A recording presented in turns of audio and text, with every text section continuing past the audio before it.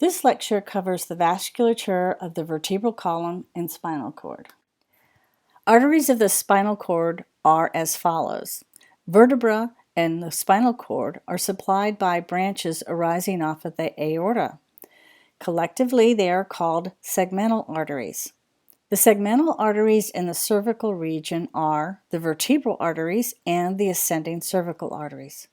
The segmental arteries in the thoracic region are the posterior intercostal arteries. The segmental arteries in the lumbar region are called lumbar arteries, and the segmental arteries in the sacral region are lateral sacral arteries. This is just a diagram I thought was showing a better, clear picture of the segmental arteries. The diagram on the left shows the segmental arteries arising off of the aorta in the thoracic region, giving rise to the posterior intercostal arteries. And the diagram on the right shows the vertebral arteries arising off of the subclavian artery, which ascends and gives rise to the segmental arteries of the cervical region. And you can also see the ascending cervical artery coming off of that same branch. The periosteal and equatorial branches are the only two arterial vessels that we need to remember that serve the vertebra. They will also rise off of segmental arteries and supply nutrients and oxygen to the bones of the vertebra. Spinal branches arise off of segmental arteries in each region. They follow the spinal nerves through the intervertebral foramen, and then they bifurcate into an anterior and posterior segmental medullary artery. If you look at the diagram on the right, you'll see a segmental artery arises off of the aorta, and from that segmental artery, a spinal branch arises off of it and goes through the IVF. And then it shows it clearly splitting into the anterior and posterior medullary segmental arteries. This diagram also shows it splitting into an anterior and posterior radicular artery, which I'll talk about those in a little bit. The artery of Adam-Kvetch is a very large anterior segmental medullary artery. It's located on the anterior aspect of the lumbosacral cord enlargement. It typically arises from spinal branches of the inferior posterior intercostal segments or the upper lumbar segments. It is enlarged because that area needs more blood supply because it's giving rise to the lumbosacral plexus. The anterior and posterior radicular arteries also arise off of segmental arteries spinal branches right after the spinal branch passes through the IVF. They supply the anterior and posterior spinal nerve roots and their coverings. 3 arteries supply the spinal cord directly, 1 anterior spinal artery and 2 posterior spinal artery. They both run down the cord from the medulla oblongata to the conus medullaris. This slide right here is just further diagrams demonstrating the anterior spinal artery and the posterior spinal arteries. The anterior spinal artery is formed by branches of the vertebral artery, which I'll remind you is also considered a cervical segmental artery. The anterior spinal artery runs inferiorly in or just anterior to the anterior median fissure. It also gives rise to another set of arteries called sulcal arteries. The sulcal arteries are cord intrinsic arteries. That means they penetrate right through the cord to the center of the cord. They arise from the anterior spinal artery and they enter into the cord through the median fissure. Posterior spinal arteries branch off the vertebral or posterior inferior cerebellar artery. This diagram shows them coming off of the posterior inferior cerebellar artery. The posterior spinal arteries will run down the cord from the medulla oblongata to the conus medullaris. Typically, they're found just posterior to the dorsal horns of the gray matter in the cord.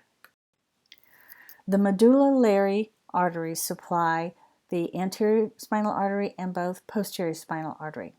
So both the ASA and the PSA can only supply the superior portion of the spinal cord, meaning only enough blood is pumping up through them to support that superior region of the cord. They need help. They need to have an additional blood supply coming from other segments to supply enough blood to serve the entire cord. So both the ASA and the PSA are fed by segmental medullary arteries that arise off the spinal branches from the segmental arteries through the entire length of the spinal cord. Now we're moving on to venous drainage of the cord. Vertebrae are drained by venous plexuses and the basivertebral veins. As you can see in this diagram, there are 4 venous plexuses. There are 2 internal and 2 external venous plexuses. The 2 internal ones are named anterior internal venous plexus or posterior internal venous plexus. The 2 exterior ones are anterior external vertebral plexus that runs along the vertebra bodies, and then posterior internal venous plexus that runs along the spinous processes. The vertebral venous plexuses. There are 2 internal and there are 2 external. So bear with me. I know I'm repeating myself, but I'm going to proceed. The 2 internal ones are the anterior and posterior internal vertebral plexuses, and they run along the posterior aspect of the vertebral body or the anterior aspect of the vertebral arch, respectively. Then you have the 2 external ones, which are anterior and posterior external vertebral venous plexuses, and the anterior one, external vertebral plexus, runs along the exterior surface of the vertebral body, and the posterior external vertebral venous plexus runs along the exterior surface of the spinous processes. The vertebral venous plexuses, again, we have the internal venous plexuses are located within the epidural fat. If you look at the cross section of the spinal cord that we saw in a previous module, you'll see the oval-shaped blue circles within the epidural fat, and that is representing the vertebral venous plexus. The external venous plexuses, they run very anterior, posterior, not so much laterally, and as mentioned before, they're going to run along the vertebral body or the spinous processes. The basivertebral veins are formed within the vertebral bodies. They drain the vertebral bodies, not the cord.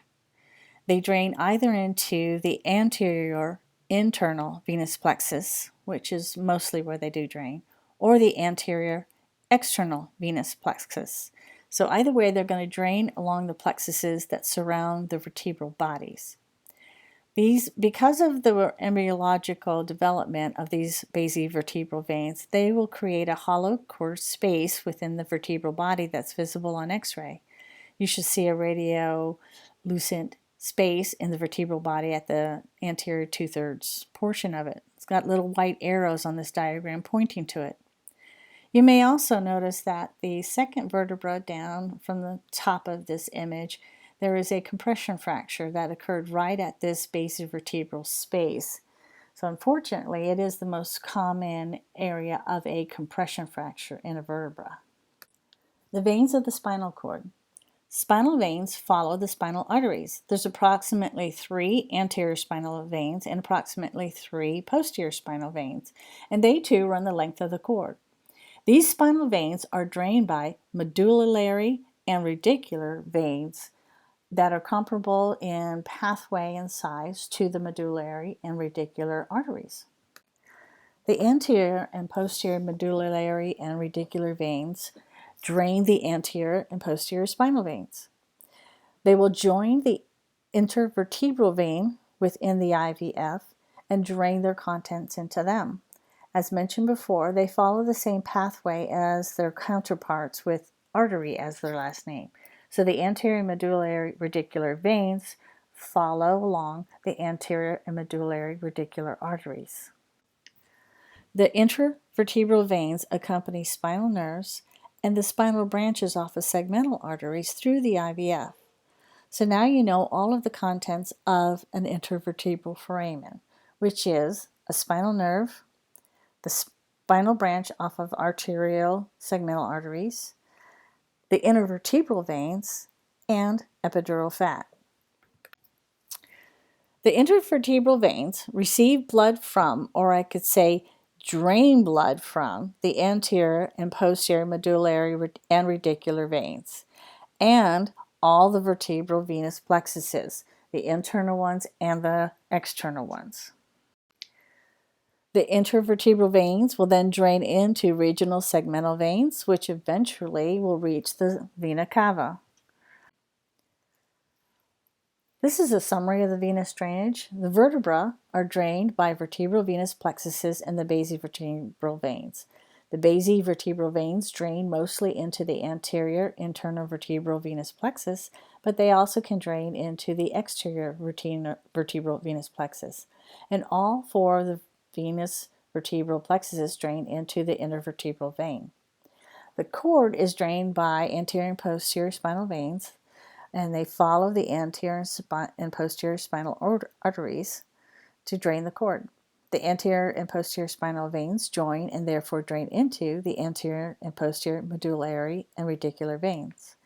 The anterior and posterior medullary and radicular veins drain into the intervertebral vein, and the intervertebral vein drains into the vertebral veins of the neck and the segmental veins in the region.